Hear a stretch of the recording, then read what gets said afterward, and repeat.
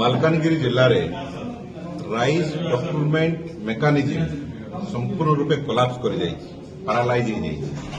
ଏଥିରେ ଚାଷୀ ଭାଇମାନେ ଭେଣ୍ଡର ରିସିପ୍ଟ ଖଣ୍ଡେ ପାଇବା ପାଇଁ ଆଇ ସ୍କାନ୍ ପରେ ସରକାରଙ୍କ ନିର୍ଦ୍ଦେଶ ଅଛି ସେମାନେ ତୁରନ୍ତ ଭେଣ୍ଡର ରିସିପ୍ଟ ପାଇବେ, କିନ୍ତୁ କୌଣସି ଜାଗାରେ ଦିଆଯାଉ ନାହିଁ। 17 ତାରିଖରୁ ମଣ୍ଡି ଆରମ୍ଭ ହେଲାଣି, 16 ତାରିଖରୁ ମଣ୍ଡି ଆରମ୍ଭ ହେଲାଣି, କିନ୍ତୁ 24 ତାରିଖ ପର୍ଯ୍ୟନ୍ତ ସେମାନେ ଭେଣ୍ଡର ରିସିପ୍ଟ ପାଇଁ ମଣ୍ଡିରେ ଠିଆ ହେଇକି ରହୁଛନ୍ତି। ଧାନ ବିଲକୁଲ ଉଠୁନାହିଁ ଏବଂ ଓଡ଼ିଶାରେ ପଟଣି ଛଟଣି ହେବ ନାହିଁ। ଅତି କମ୍ରେ କୁଇଣ୍ଟାଲ ପିଛା 5 କିଲୋ ଜୋର ଜବରଦସ୍ତି ଏବଂ ସରକାର ପ୍ରଶାସନ ଜିଲ୍ଲା ପ୍ରଶାସନ ତାକୁ ଉତ୍ସାହିତ କରୁଛି ଏବଂ ଚାଷୀ ଭାଇମାନେ ନାହିଁ ନଥିବା ହନ୍ତସନ୍ତ ହେଇ ସେମାନେ ବାଧ୍ୟ ହୋଇକି ଛତିଶଗଡ଼ରେ ଧାନ ବିକୁଛନ୍ତି, ପ୍ରାଇଭେଟ ପାର୍ଟିକୁ ଧାନ ବିକୁଛନ୍ତି। କାରଣ ମାସ ମାସ ଧରିକି ମାସ ସେମାନେ ଯୋଉ ଭେଣ୍ଡର ସେମାନେ ଟୋକେନ୍ ପାଇଛନ୍ତି, ମାର୍ଚ୍ଚ 30 ତାରିଖ ଅର୍ଥ ଜଣେ ଚାଷୀ ଭାଇ 6 ମାସ ଚାଷ କଲା ପରେ ସେ କଣ 4 ମାସ ଜଗିବ, 4 ରୁ 5 ମାସ ଜଗିବ ତାର ଧାନ ବିକିବା ପାଇଁ? ये की प्रकार सिस्टम, ये की प्रकार प्रोक्यूरमेंट पॉलिसी, ये की प्रकार मंडी भारतीय जनता पार्टी सरकार ओडिशा आरंभ करिछि ए भलिया केबे मध्ये आमे देखि नथिलु। एणुकर आमे तीव्र निंदा करूछु।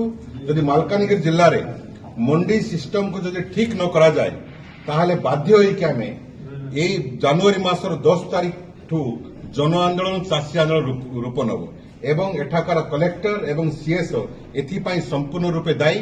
तांकर नेतृत्व में एठार मंडी व्यवस्था संपूर्ण रूपे चुरमार प्रोक्यूरमेंट जो सिस्टम अच्छी ओडिशा सरकार मालकानगिरी जिला प्रशासन संपूर्ण रूपे कोलाप्स कर कौन सी मेकानिजम काम करना।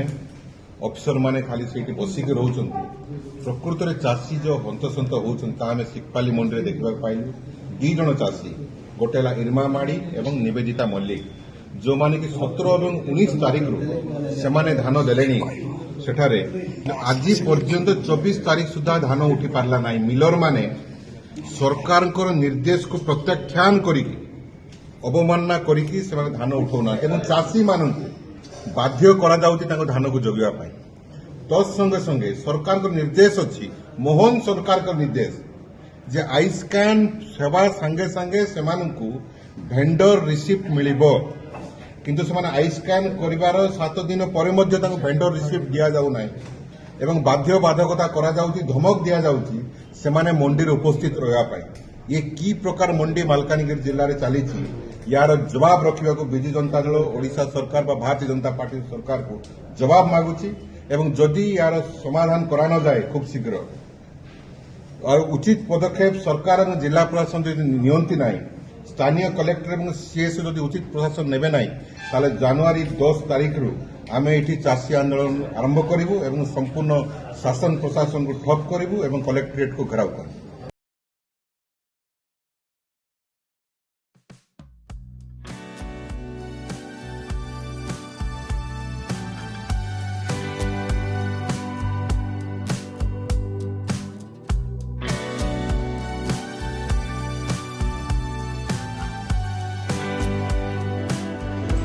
नमस्कार, मैं उत्तम कुमार साना। मोर समस्त बीमाधारी को मोर धन्यवाद। एलआईसी संबंधी जेकोसी तथ्य जमीती कि हाउसिंग लोन, मैच्योरिटी लोन, नुआ पॉलिसी ये सब विषय जानापी मत जोगाजोग करंतु। Thank you. हम आपका स्वागत करते हैं। अपनी नजदीकी एलआईसी शाखा से संपर्क करें। आज वीडियो जदि फ्रेंड्स आमरी खास वीडियो आपको पसंद आसला तेज लाइक एवं से निश्चय भाव में करंतु।